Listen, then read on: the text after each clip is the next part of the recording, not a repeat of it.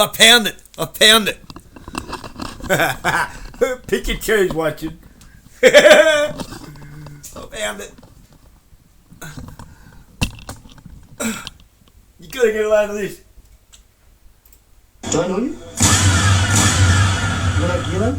No, sorry. No? I used to order Hello Pizza off of her. Oh, really? She always delivered, yeah. Oh, sounds good.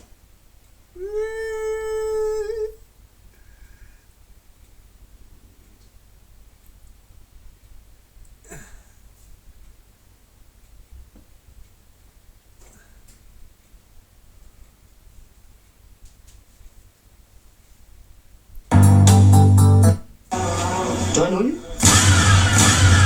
You like Gislaine? No, sorry. No? I used to order Hello Pizza off of her. Oh, really? She always delivered, yeah. Oh, sounds good. And he covered his face up. That's her brother.